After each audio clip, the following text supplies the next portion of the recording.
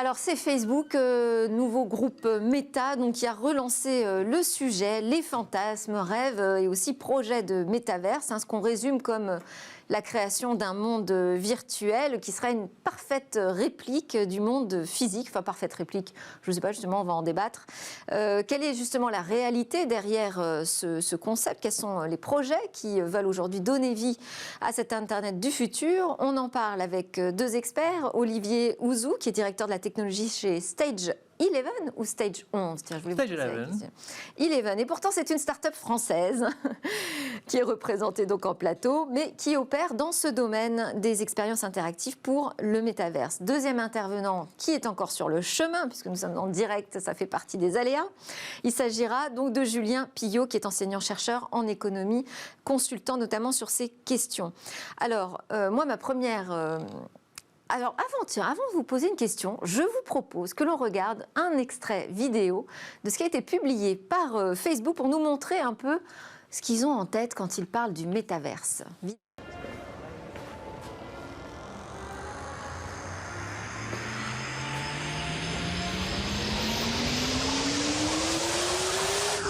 This is the dimension of imagination.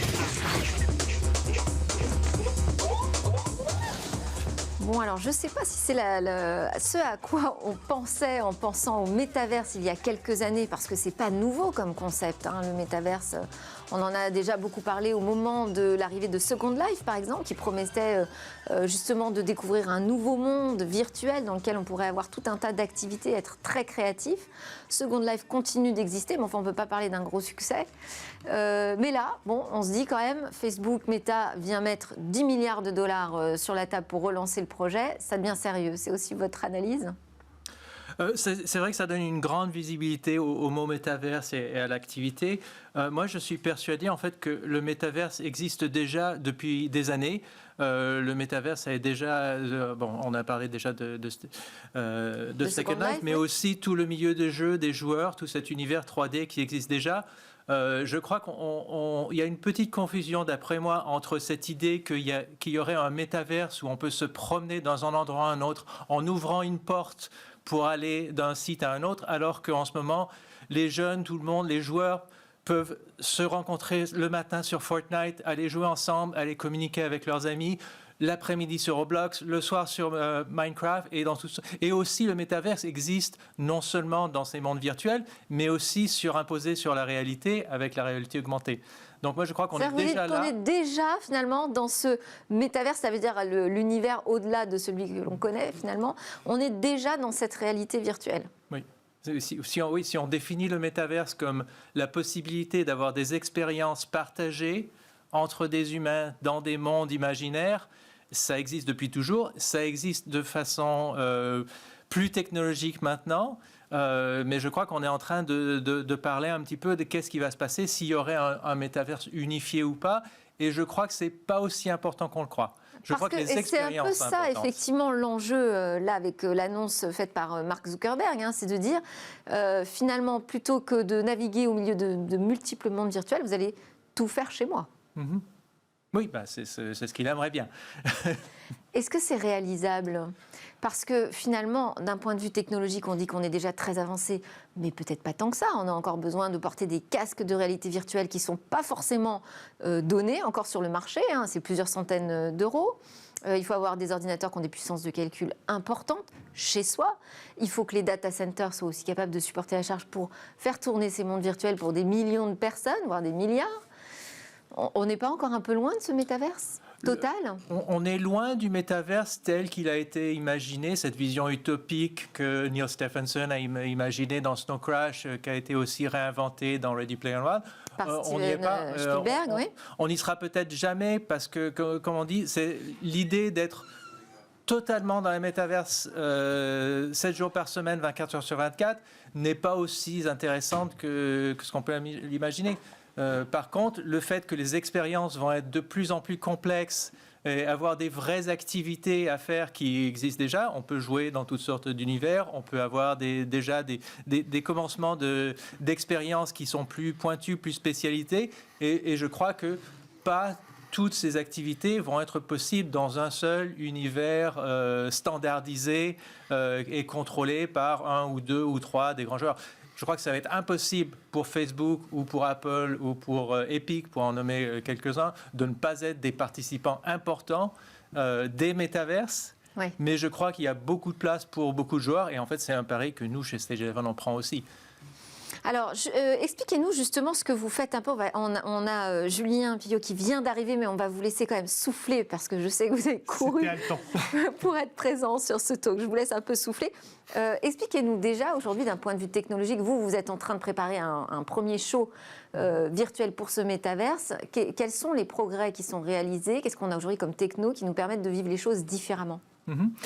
Donc chez nous, sur quoi on mise, c'est cette idée de réinventer la musique pour la métaverse. Et par réinventer la musique, ce que je veux dire, c'est réinventer la musique visuelle, donc la performance, et donner un espace pour les musiciens et pour les fans d'avoir des expériences qui sont différentes du concert physique et différentes de la vidéo de musique, mais dans un espace interactif où on peut co-créer, on peut s'immerser dans un monde visuel. Là, on a des images d'un concert. Donc, quelle serait la différence par rapport à ce qu'on a aujourd'hui, où on va dans une salle, on assiste au concert sur scène? La différence principale, d'après moi, c'est cette capacité de réinventer, comme on a déjà réinventé, quand il y a eu l'invention de la caméra, on a réinventé la pièce de théâtre pour la faire devenir cinéma.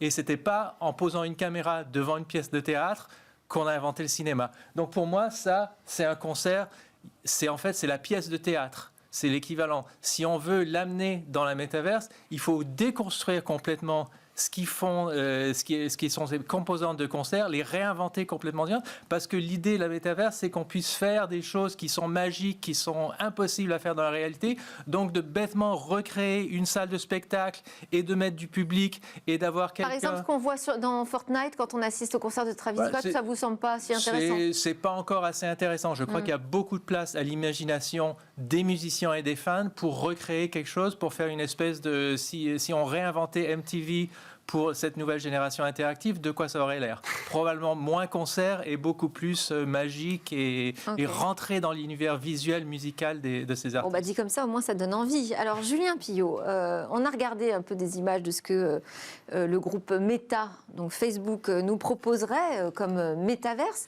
Mais la grande question, c'est pourquoi un groupe comme celui-ci a envie, là, d'un seul coup, de mettre 10 milliards tout de suite sur la table, sur le métaverse. Pourquoi cette entreprise qui ne manque de rien aujourd'hui va se lancer dans une aventure qui semble quand même presque dans le domaine du registre du fantasme et du rêve encore, Tout simplement parce que les enjeux sont colossaux.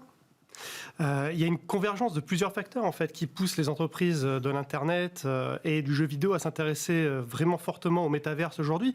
Déjà, il y a une maturité technologique qui arrive avec les capacités de calcul dans le cloud, avec la réalité virtuelle, avec l'Internet très haut débit. Mais il y a aussi le fait que ces métaverses, finalement, ce ne sont qu'une extension de ce que l'Internet 1.0, si je peux l'appeler ainsi, est. Finalement, l'Internet, c'est quoi? C'est une puissance de connectivité entre les gens. Personne physique, personne morale. Le métaverse, c'est cette même puissance de connectivité poussée au centuple, quelque part, par une plus grande interactivité possible, avec une plus grande immersion possible. Et puis, des entreprises comme Facebook s'intéressent à ce métaverse parce que les enjeux sont très importants sur le plan économique. C'est la possibilité, en fait, pour les entreprises comme Facebook de vendre à la fois des nouveaux services dans ces nouveaux univers, mais aussi c'est la possibilité de vendre des produits dans le monde bien réel et bien physique que nous connaissons. On parlait de casques de réalité virtuelle tout à l'heure. Facebook s'est porté acquéreur en 2014 de l'entreprise Oculus, qui aujourd'hui est le leader en matière de casques de réalité virtuelle, on va dire grand public. Donc voilà, c'est des enjeux. C'est devenu le cœur de son activité, là, d'un seul coup. Absolument, absolument, parce que Facebook regarde loin, et regarder loin, c'est avoir un regard stratégique, c'est-à-dire à 10, 15, 20 ans, et il se dit que son évolution et sa pérennité ne peut se faire qu'à travers le développement de ce type d'expérience, de ce type d'univers, et là-dessus, il est difficile de leur donner tort, finalement, quoi. Oui, donc vous n'y voyez pas là une diversion par rapport aux débats qui ont lieu en ce moment autour de Facebook. Vous y voyez une vraie stratégie avec un business model réel. Absolument. Si on y voit qu'une question de timing, effectivement, on pourrait parler de stratégie de communication assez habile. Mais non, au-delà de ça, il y a des investissements sur le très long cours. Donc on peut parler réellement de stratégie. Et derrière une stratégie, il y a effectivement l'espérance d'une rentabilité et de la pérennisation de l'entreprise. Et donc oui, il y a des business models à développer autour de ces métaverses parce que effectivement, on part d'une feuille blanche, il y a tout à créer. Et donc, on peut imaginer que ces métaverses seront effectivement des co-constructions, je suis complètement d'accord, entre des grandes entreprises qui vont peut-être designer, on va dire, la grande matrice, mais avec tout un tas d'autres acteurs, plus ou moins indépendants, qui vont venir greffer leurs applications à cette matrice. Et derrière, effectivement, il y a des business models qui peuvent se construire autour de cette co-construction. Moi, je fais souvent une analogie avec ce qui se passe au niveau des marchés applicatifs aujourd'hui, entre l'App Store ou le Play Store, si on parle d'Apple ou de Google. Oui, effectivement, aujourd'hui, Apple et Google ont créé cet univers, le magasin d'applications, mais finalement, ce qui crée réellement la valeur dans ces magasins d'applications, ce sont aussi toutes les entreprises qui développent des applications qui vont être à destination des consommateurs. Dans les métavers, ça va être un petit peu pareil. Donc, des grosses entreprises qui ambitionnent de développer cette grande matrice ont pour ambition, finalement, pas forcément de charger un ticket d'entrée, mais de prendre des commissions sur toutes les transactions qui seront réalisées à l'intérieur de ces univers. D'autant que le groupe a aussi sa monnaie, Absolument. Désormais, sa crypto-monnaie. Absolument, qui sera probablement engagée convertible en argent réel et inversement. Et puis, évidemment, ce sont des nouveaux univers très créatifs, très ludiques à créer. Donc, il y aura beaucoup d'espace pour faire de l'exposition publicitaire pour les entreprises qui ont envie de s'afficher dans ces univers-là. Et puis, à côté de ça, il y aura tous les développeurs d'applications indépendants qui, eux, vont essayer de monétiser ce qu'ils ont à apporter en matière d'expérience, qu'elles soient plus ou moins ancrées dans le réel comme des concerts, ou que ce soit des expériences totalement nouvelles qui dépassent les cadres de nos contraintes physiques.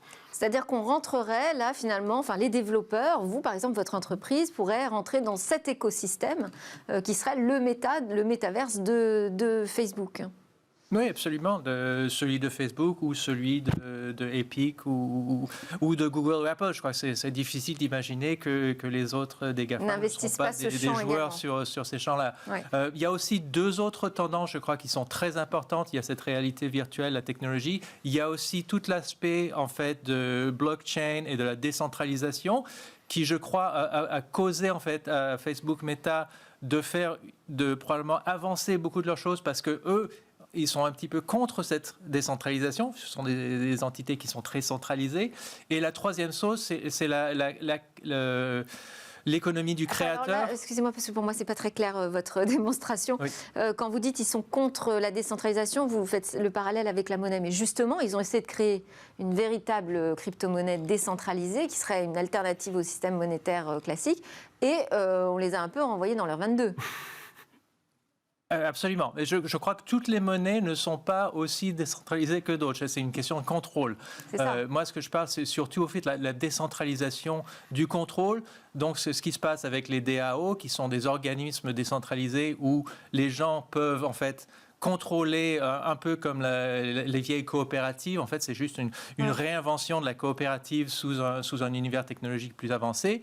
Mais la troisième chose que je voulais dire, ce qui est important aussi pour nous, c'est cette idée de l'univers de le creator economy, donc l'économie de la création, c'est-à-dire d'avoir les artistes et les créateurs qui peuvent monétiser directement auprès de leurs fans leurs œuvres sans nécessairement passer à travers beaucoup d'intermédiaires qui étaient le contrôle et la centralisation d'avant. Donc dans le domaine de la musique, c'est très important pour les musiciens puisqu'ils sont déjà laissés un petit peu de côté avec tout ce qui est passé dans le streaming.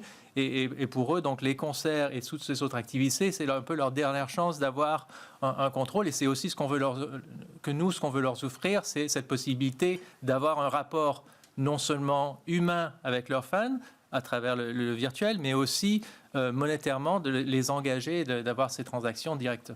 Alors, puisqu'on a un économiste en plateau, c'est la question qui se pose. Quels sont les grands enjeux économiques de ces métaverses ?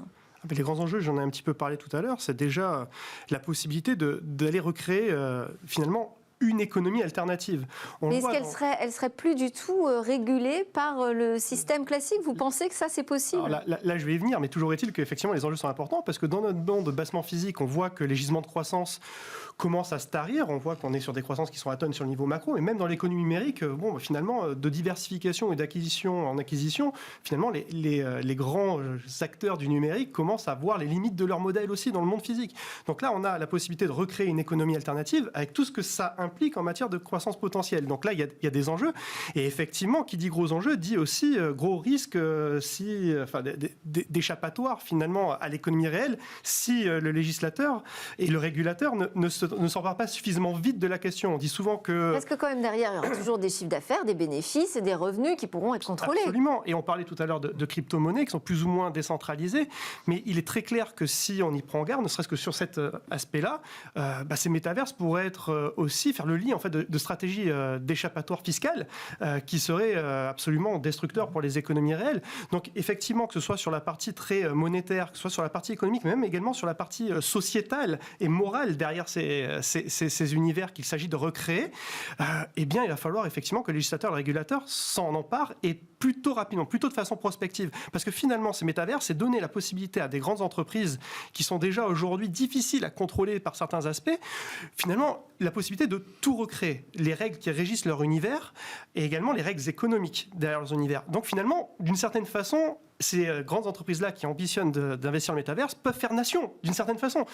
Donc on comprend bien que derrière, si on veut éviter que ces métaverses deviennent des espèces de Far West numériques dans lesquels tout est permis et tous les crimes et délits qui sont répréhensibles et réprimandés dans l'univers réel soient permis, voire même valorisés dans ces univers virtuels, il va falloir effectivement que le régulateur s'en empare et plutôt vite. Mais aujourd'hui déjà, quand on travaille dans ces métaverses et ces nouvelles expériences, on est quand même sous le coup d'une régulation. Enfin, j'imagine que vous travaillez avec des contraintes de type règlement de protection des données personnelles et tout ça. On n'échappe pas aux règles quand on crée des expériences interactives aujourd'hui.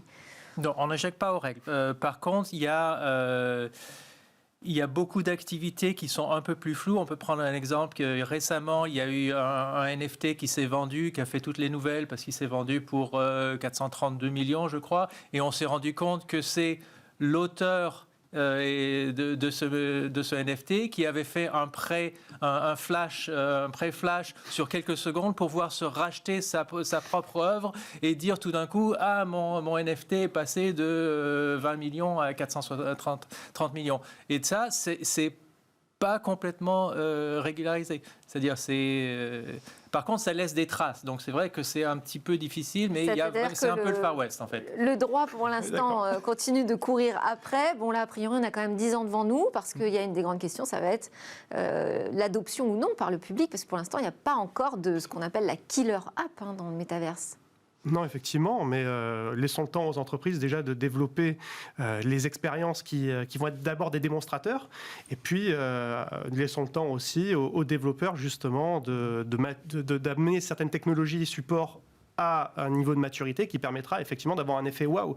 Mais voilà, chaque chose en son temps, et là pour l'instant on est au stade des démonstrateurs. Eh ben, on va laisser d'ailleurs travailler Olivier Ozou sur ses projets d'expérience musicale pour le métaverse. Merci beaucoup d'être venu en plateau pour nous parler de ces projets d'Internet du futur. Donc Olivier Ozou, directeur de la technologie chez Stage 11, et Julien Pillot, consultant, enseignant-chercheur en économie à l'INSEC. Allez, juste après la pause, eh bien vous savez quoi, on va se retrouver pour parler de notre stratégie nationale quantique.